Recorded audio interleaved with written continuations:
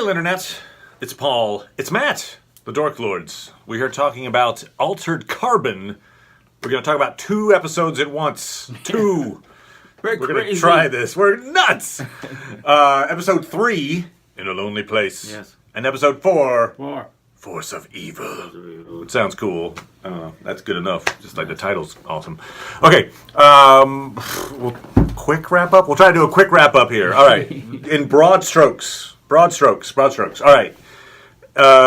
We have Kovac is invited to big party that Bancroft is holding. Yes. The reason Bancroft is holding this party, ostensibly, is get all the suspects together who might have killed him. Yeah, Kovac wonders, well, I wonder if he knows about it, you know, even though some other people might be stupid enough to think he was watching the previous episode. He wasn't.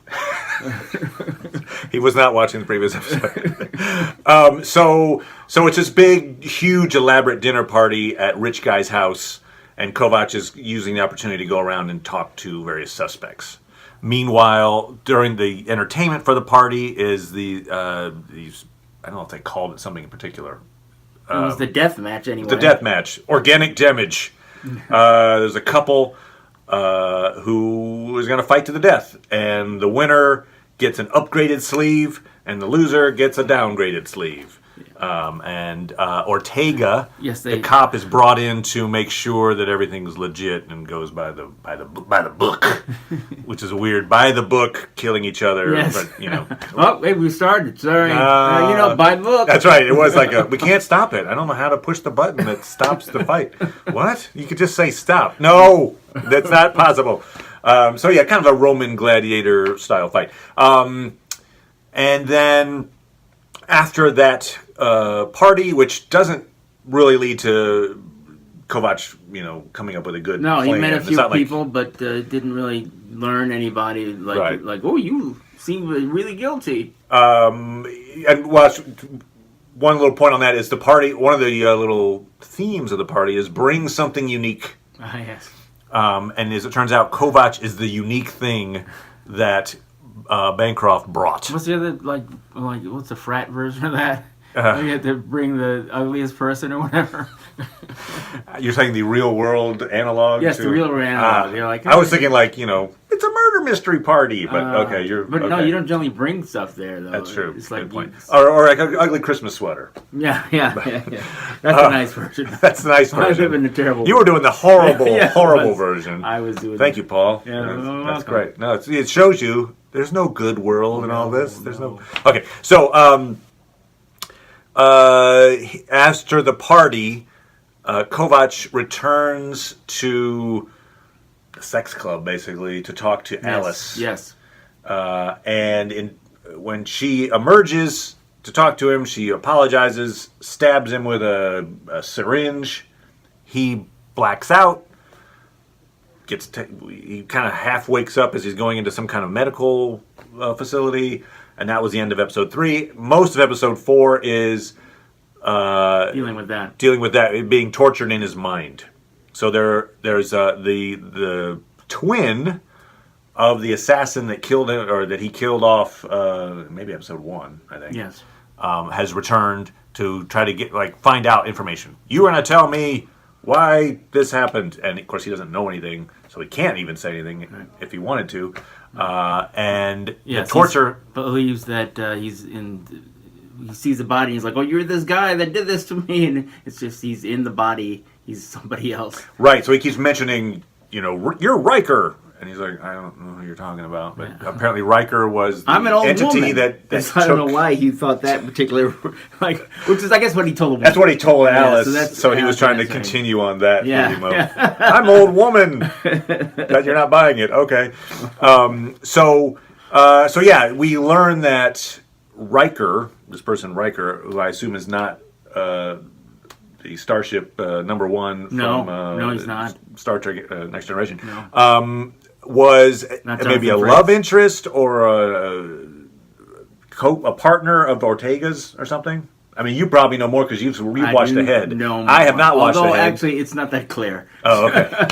Anyway, I watched the next episode and it goes on from there, but it's not like, oh, now I completely that was understand completely it. understandable. I got you. So I need to watch the next episode really closely, much closer than the first time. But we know that Ryker, the body, the sleeve that is Ryker, Yes. has some significance to the cop Ortega. And so, but that's after he gets out of the torture. So he's being tortured in his mind. The idea is you can bypass the After he gets physical out limits. the torture, and then as he tortures himself. Right. There's a lot of self-torturing and torturing in general going It's on. like, stop torturing yourself. In the middle of that, there is a gigantic bloodbath scene where he escapes from the mental torture, convinces through intimidation his torturers to let him go, and then just lays waste to an entire Yes, building does. full It of was people. Very rewatching it was especially amusing. It's like he's being tortured in his mind, and the guy's like, this isn't working, because it's perhaps because his body is so engineered to withstand stuff. I think that's true. Even as his mind is being tortured without much protection, he still has some basic protection or whatever, and he's been trained, which I'll get to. But in training, ultimately he gets out because he stops his heart, and like, oh shoot, he's dead. So they bring him out of it, and then he's like, I'm gonna kill anybody who doesn't let me out. No, I'm sorry. I will save one person. I'll save one person. Everybody else will die. So that's not the reason to let that guy out. Whoever the first person let me out, they get to live. So two people tried to let him out. They let him out, and he kills both of them anyway, as well as everybody else in the room.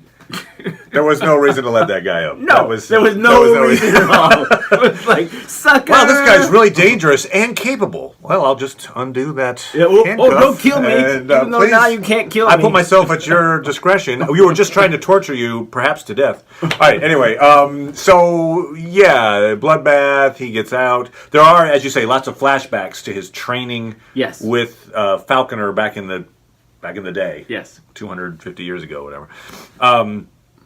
So, and then we end with... Oh, meanwhile, there's a Day of the Dead thing happening. Yes. Kind of the subplot is Ortega puts the stack of her grandma Coco. into... Oh, good job. No. Oh, no. Good point. Wait, you had me for a second. I was like, isn't that the name of it? Oh, it is. That was... a movie about the Day of the Dead. Yeah, got you. He had the Book of the Dead. Was the grandma. And then they went to Frozen. Then he was... okay. So her grandma is in the body of this kind of biker guy. Yes. For the Day of the Dead celebrations. And there's a series of scenes where the mom, Ortega's mom, who is very religious and is like, I don't want to, you're going to hell if you have a sleeve, basically. Right. If you, upon dying, get spun up again or whatever into another body. And that's it. Boom. And so she's like, I don't have anything to do with grandma because that's not grandma. That's a biker with some weird date of set that is grandma. And then there's a touching scene there where grandma, abuela, has a nice day, has a good day with her granddaughter. She's a very foul-mouthed grandmother. Very foul-mouthed grandma. And she's like, say, you know what? This is it. Don't bring me back. Yeah. Once this is done, this is done. And then we finish. Then when Kovac, who's now gotten out, Ortega was called to the scene of the crime, saw all these bodies everywhere. Yes. I was like, oh, it's probably Kovac. Because she saw the little tracker mechanism where he had taken it out and given her a little symbol of, screw you for tracking me. Yeah.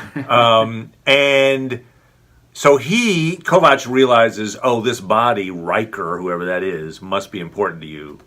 So he starts cutting himself as a way to say, I'll just keep doing this until you admit that this is an important person to you. And she's like, all right, stop that, it's important. It's so terrible what he's doing. And I'll tell you why, credits. Yeah. And you're saying it doesn't really clarify in the next episode. But okay, so that's generally speaking what happens in this 2-hour block of time. I think give you a reason, but I was left wanting. Okay.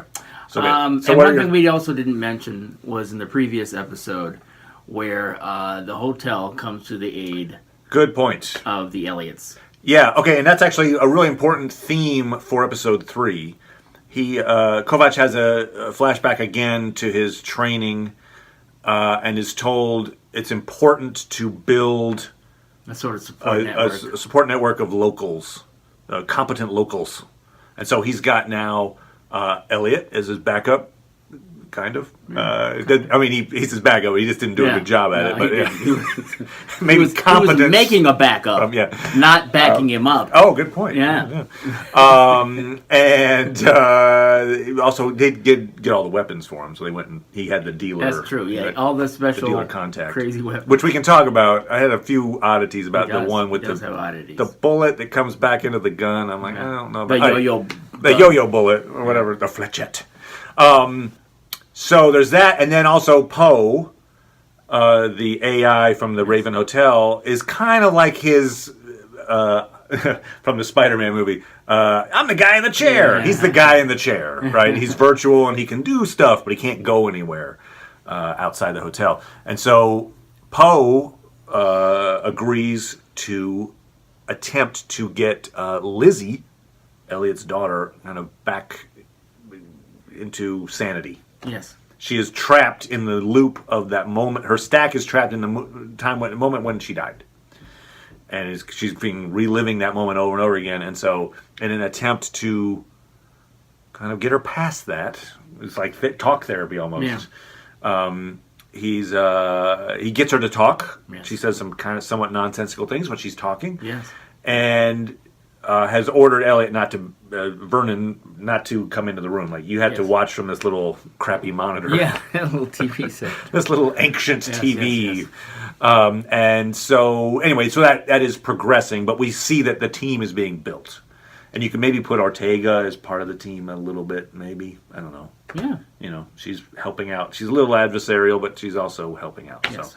So that the team is being built. And also, on that theme, the very first thing we see from this episode is flashback to young Kovac. Yes.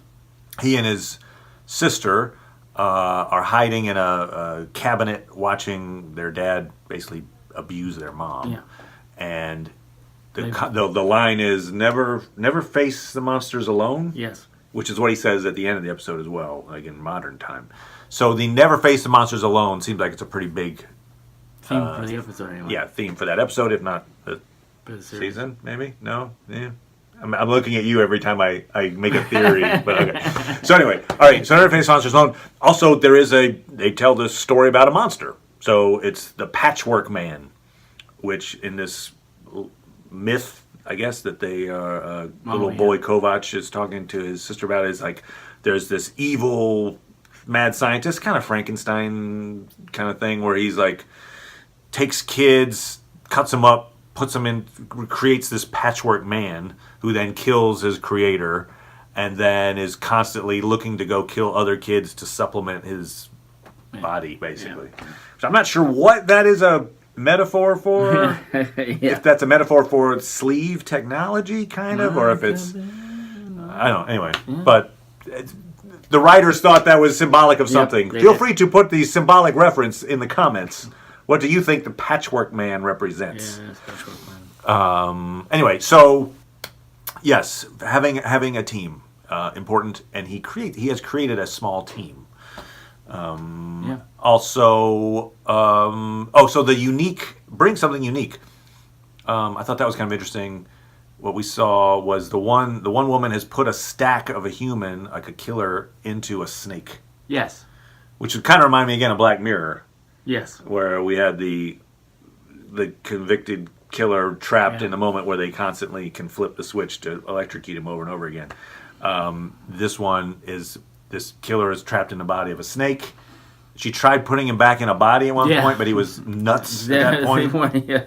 So he's just crazy and tortured and insane, but he's a snake, so he can't really do anything. Yeah, so there you go. It's like, oh, okay, great. Yay! The kid... Bancroft's kid had a mummified hand that he said was from Harlan, of Harlan's World, something like that. I remember specifically the name Harlan because I thought maybe that was an homage to Harlan Ellison, who is an amazing sci-fi writer. I would say most notably he wrote What episode of Star Trek? He did. He wrote Sitting on the Edge of Forever, not an episode. Wow. He wrote the episode. I thought that was an episode. Oh, yeah. Well, I was saying, it's like... when people talk about their favorite episodes of Star Trek, a lot of times that episode comes up. Not me. But not you. Got it? Okay. Yeah. There's also some... Well, anyway, he wrote some stuff that was... Terminator kind of got based on and stuff. So he's written about futuristic dystopian worlds. Let's put it that way. So maybe there's something of Harlan Ellison in this world. Anyway. So I thought the kid was interesting in that, okay, we get the idea he's a drunk and he's kind of a juvenile delinquent kind of, I don't know. He's a ne'er-do-well. Kovacs as a kid? Not Kovacs, Bancroft's kid. Oh, yes. Okay. Yes. And he's like probably in his late 20s, something like that, right? Okay. Yeah. I mean, at least his body is anyway. Right, so that's my question. It seems the implication is he's been ne'er-do-well kid for hundreds of years. Okay. Does he age? He ages, right? Is he ever, like, for instance, is his sleeve ever older than his dad? I don't know how that works. Right. Yeah, I don't remember them going into it at all. I mean, we see a scene where the daughter jumps into the sleeve of her mother. Right, which was pretty disturbing. Yeah. Yeah, she uses her mom's sleeve, her mom's clone sleeve for sex. Right. Just like, okay then. She was the bodyguard or something, and like, okay, we'll go right here have sex, and it's like, But that also brings up, in terms of the underlying mystery of who killed Bancroft, the idea that someone could have gotten into somebody else's body, right, and pretended to be. So it expands the list of suspects of who it could be. Yeah, it's like one could of the things the kids. For instance. Could be the kids in the parents' bodies. It's a possibility. Although, as the daughter points out, that her wealth is pretty tied to her father being alive. So, right, why she would want to kill her father doesn't seem to make too much sense. But somewhere in there, I'm forgetting the line exactly, but there were a couple of lines that suggested this idea of these rich kids are forever spoiled rich kids, like forever, like it's. You would think somebody hundreds of years old might not be an idiot adolescent anymore, but they're kind of, because of the way things work, they're kind of stuck in this immaturity, right? Which is it's an interesting topic, but yeah. I'm not sure. I'm not sure. I guess I've seen the series. Oh, oops. Yeah, they don't have a big role to play. Okay, but so you would think, though, they do age. At some point they die of whatever cause, and then they go back to like a 20-year-old, or how does that? Yeah, I mean, I guess one of the options would be to clone who they are currently, so they would be put into bodies that are similar. And do they just upgrade every year and go back to the same body? That's what I don't know that part of it. Like over time, yeah. Like for instance, I mean, because the same question would be for the father, right? And the mother. Why is he when he got killed, when Bancroft had his head blown off, he went back to his clone body, right? Which is like a 50-year-old man. Yeah. Okay, why not go back to a 30-year-old man? Yeah. Like he's like, no, this is who I am now, forever. Yeah, it's a little weird. I don't get that. Some has to do with the casting, I guess. That's true. We have James Purefoy. I'm a 50-year-old man. I don't. But certainly, everybody else who doesn't have money could be put into any sort of body, And even though they sort of tease the idea of, and certainly with the wife in terms of having pheromones and right. everything. She had like a chemical additive. Yeah, she so that's it's genetically altered and obviously in a very desirable way, obviously more expensive. We don't just talk too much about the body of his body so much. Yeah, but just as a practical matter, you would think, for instance, I want to find out who killed me off of. I'm going to find this. As we find out, he got tipped off to where there was an envoy, the last envoy's body was hanging out. Right. It became a collector's item, and he purchased a lot of money for it. This sleeve, the, but why not put himself into that sleeve? Like, oh, this is the supreme example of humanity. No, I'll just be that. His body is, remember, the cop, so it's not the envoy. It's just the chip is. Oh, true. Good point. It's right. The chip. So he had to find the chip, not the body. Yeah. But okay, so you're saying the sleeve itself isn't that impressive necessarily. It's just it's it's a fit guy. Yeah, it's a really fit guy. But you would think maybe it helps him to be a good, right, the muscles. Right. Yeah. But and he hires that guy to do it. So why would he want to have that body? If he wanted to do that job, then I guess he would want to. Just saying, it's interesting that he's not. You would think he'd be a younger version of himself. That's all. That the sleeve would be younger. They don't express why he's just getting his own body. And actually, I was talking to producer Steve about this. But in terms of, his true value, you could just, people getting to know people and them knowing who you are is a lot of value. I got you. So rather than who am I this time? Okay, just let me adjust in my mind although some people, I'm someone's mother. Yes. Okay, whatever you say. So we saw that Ortega fairly easily, we didn't even see the process, but she somehow fairly easily put her grandma's stack into this guy. Okay, so you assume the process is not like, oh, you got to go to a special lab and do a thing. Okay, so producer Steve asked a good question when I mentioned it. He has not watched the show, but in hearing about it, his question, which I think is a good one, is what's to keep people from going and just picking out a person, the sleeve they want, go mug that person, put themselves into that sleeve. And you would think that would just be happening all the time, that there'd just be people constantly taking the best form and going, I want that one. Right. Yeah, I felt like the world that we've seen in terms of how the cops manage the situation in terms of the one person who cloned himself, and that was not allowed. So you shouldn't clone yourself and then be running around with your stack in two different, Oh, right, the twin, you mean. Right.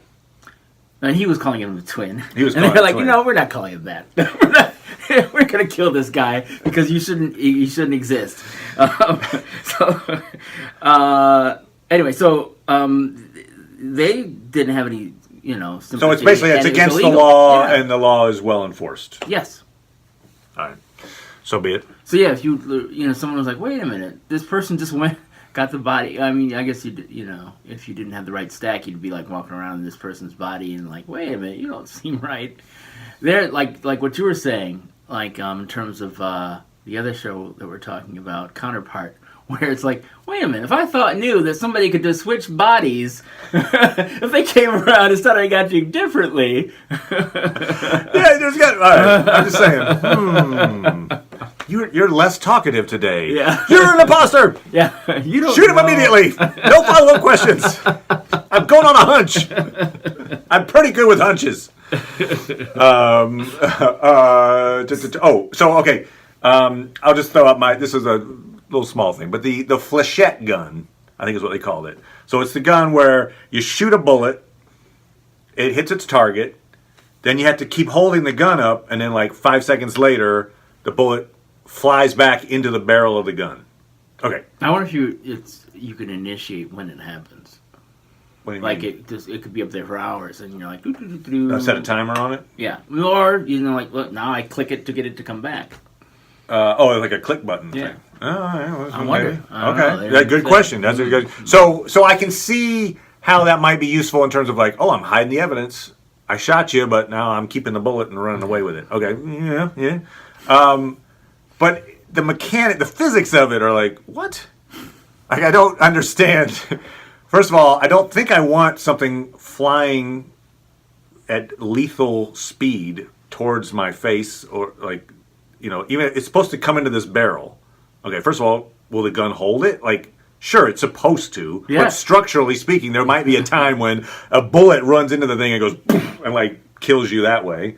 Or how big a range does it? If you're holding the gun over here, will the bullet go whoop, like Thor's hammer? Or if you're holding the gun down, will it go like, or is there a range at which now it's just going to shoot you in the face because it doesn't know where else to go? It's going to go poof, and back, like kill you. I don't. It just doesn't seem like. Is it a gun that doesn't work? Is it a gun that kills you? The fact that you have to stand there and wait for the thing to come back, you're like, this is going to be the hard part. Oh, God. All right, anyway, I don't know. It just seems like there's some downsides to that gun, and I would not probably want that gun. No, I'd be like, you would not want it. No, thanks. I'm not going to take the gun that shoots at my face. Thanks. Okay, thank you. But, okay, you were mentioning something about the torture training. You said you want to come back to that. So in other words, he's being tortured in his mind, and he keeps having these flashbacks to him as Takeshi in his mental combat training with Falconer. It was kind of Matrix-y style in a way, kind of the training scene almost. Yeah, but I mean, what the teaching to me seemed to boil down to, as you're getting tortured, believe that you're winning. Right. You're right. It was very it's all a state of mind. Yeah. Yeah, they can do whatever they want to you, and they'll kill you over and over again. But, if you just feel like, hey, I've got something on this guy, you're fine. Yeah. At some point, you'll be able to turn the tables. Now, at some point, he did, although it seemed like make you question whether or not she was letting him. Because at some point, she was like, get rid of the bonds, and he does. I guess he uses his mind to do that. Yeah, when he got rid of the bond, that was Matrix-y. That's what I was thinking, wait, suddenly he controls the Matrix? How did he do that? So, but in... the present part of the story where he's not remembering, he gets up, and the guy, for someone just he got up. Yeah, that was odd, I have to say.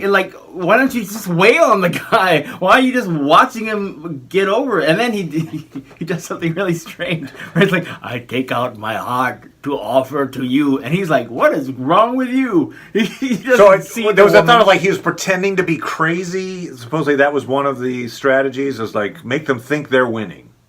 Right, so he's making him think, I guess, that he's crazy. But you're right that the moment when he got up from the chair, because he's theoretically in his mind, even he's shackled to this table, and he's being just horribly tortured, burned, chopped up, and so for him to just get up, that would be a clue to me as the torturer guy going, all right, something's different. Yeah.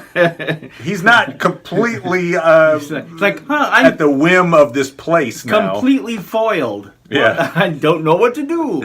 The dude who was torturing him was I got the impression that he bright. was actually crazy. I'm going to pretend to be crazy by imagining that I have my heart in my hand. That'll fool him, and we see it. It's not I'm not like this where you don't see anything. No, you see from his perspective that there's a heart in his hand. It's that's how you really get him. Make sure to fool yourself when you're fooling them. Fool yourself too. So he stops his heart. He stops his heart. That's really, if he had just done just that after a few times. Zen meditation. Why he needed to wait? Why he had to wait until literally he got killed over and over again. I mean, I guess before he's I'll stop my heart. I guess at this point it's after hours of torture, people are like, "What? How long is he gonna do this? What?" And then they had to cut him off. It's you only paid for so many hours of torture. I'm sorry, we have to. That's what I said. Torture something is wait, it's going to be overtime. They actually did a thing where the boss comes in and it'd be overtime. I'm not approving that. Let's wrap this up. What? They really corporatized the whole thing. That is interesting. I mean, you probably know this because you've watched more episodes. But what is this medical facility in terms of? It feels very privatized. Yes. It's it's a private torture lab, and you can just buy time at it. Yeah, we do see it. Show up. Anyway. What was I thinking? He gets killed. Oh, yeah. Okay. So he's being killed in his mind over and over again. Yes. But it's having physical effects on him. Yes. We see his ears bleeding in real life. His real body is bleeding. Having seizures, apparently. He's having seizures. The guys who are running the, monitoring everything are wow, he's really taking a lot of damage. Yeah. And why isn't he dead already? Yeah. Is the point to kill him? Because if the point's to kill him, just kill him. He's unconscious. He's strapped to a bed. I thought he'd be dead by now and not have told you anything. Like, is that the point? I think the point is in his mind, he thinks he's being hurt, but he's not actually being hurt. So you can hurt him as many times as you want, right, and you're not killing the guy. But no, it was like, wow, he's still alive. Huh. Didn't kill him. Like, isn't that the point of this whole mental exercise? Well, one thing, and then what did they say? It's like, the torturer is so frustrated. He's like, what's wrong with your place, man? Clearly, your facility isn't up to snuff because this guy is not giving me anything after hours of this crap. And they're like, whoa. Don't blame the tech. Yeah, don't blame the tech. It's like, well, okay, we got something special. Right. Which apparently is the just helminth box or whatever. Something like crazy because it's like little creatures that he can burn again Matrixy, like where they put the right. thing in him. So little creatures that will burn into his skin, and he's got a whole bunch of them. So like, just okay, like freak him out, I guess. Just the image of something crawling through your body. But the danger is that the end result of it will be he will be crazy. It would be crazy. So after all the torture, that would you can shake that off, but. This particular thing would drive him nuts, but he'd find out what he wants to know. Yeah.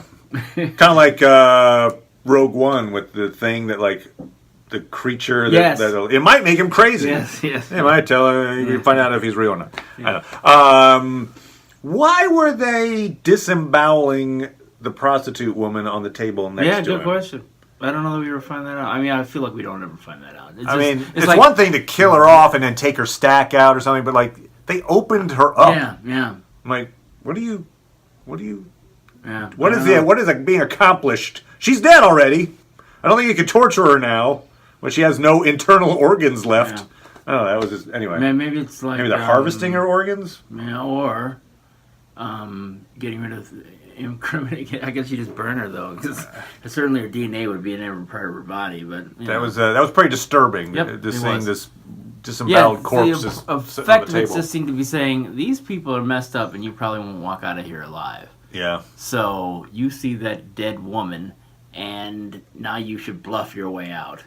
Right, and so kill everyone. So that was the training was, hey, when you want to get to the next screen is what she keeps saying. So it's kind of like treat it like a video game. And so, when you get to the next screen, in other words, when you get back to the real world, out of the virtual world, out of virtual torture, you have to be ready to act. You're going to have a small window of time. Boom, you got to do stuff before you get put back in. So I was imagining a get up, beat everybody up thing, not it just seemed really unbelievable for him to talk people into letting him go. Like, it was like, well, okay. I mean, I know they're afraid of these SeaTac people enough, afraid. I guess. Like, I can. I'm SeaTac. Yeah, well, he has little information that I guess it sounds believable. Like, wow, after all that torture, you'd think he wouldn't know anything. He is crazy. But he's like, hey, what do you think? One thing he has, like, do you think a normal guy could withstand all this torture? Which is right. So he's a SeaTac officer, and it's like, no, I'm just someone else who has. They're going to come here and kill everyone. Yeah. I mean, it's. I guess there's an ounce of plausibility to it, but if I was in that situation, I'd be like, I'm just gonna leave this guy here. I'm not gonna be the unhandcuffed what if this we guy just ran, and hope. Yeah. What if we killed him and then ran out the door? Right. He's just laying there. Kill him.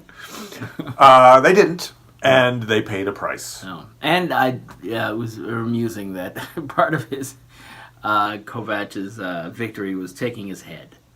Yeah, so he takes his head, I guess, so he can't be spun up. He's probably got the stack in the head. And he's got it on ice. Yeah. So is he having it on ice? I guess he doesn't want it to decompose. It's like his trophy. You tell me of it later. I think he just wants to be amused by it. I feel like we don't ever see the head again. You never see the head again? I don't feel as if we do. It's not like a trophy case of heads? Or he's a serial killer. No, he's nothing wrong. He's not a killer. He's not a serial killer. Yeah, he just kills a lot of people. Yeah, he doesn't. But it's not. But not in a serial way. Not in a serial way. Yeah, it's not a pattern. It's just you're in my way, and very indiscriminate. I would rather you be dead than alive. Yes. So I'm going to shoot a gun at you that then will shoot back through the back of your head after you're. There you go. After you're dead. There you go. We see Elliot comes back and helps him out, like tracks him down. Yes. Helps track him down, which is a good. So in other words, the partner aspect. Yeah. my partner, my backup. Anything else about the episode, sir? No. I think that's a good wrap up for those 2 episodes. Yeah. Very good, very good. Awesome. We will see you next week. 2 episodes for the price of 2 episodes for the price of 1. We'll see you next week to talk about Counterpart and Altered Carbon again. We'll be talking about episodes 5 and 6. So join us for that. Thank you very much, everybody. Subscribe. You want to get little things, notifications. They do this. They come at you. And make comments. I've been making some good comments on the Counterpart side of things. Good. There's some good viewer comments that are coming through with some awesome theories. So keep those going. And if you've got some Altered Carbon theories, please post them. Theories are a little weird, right? Because it's like, I watched the whole thing already. For season 2, maybe? But season 2, sure. Anyway, thanks a lot, everybody. And we will see you soon. Bye. Bye.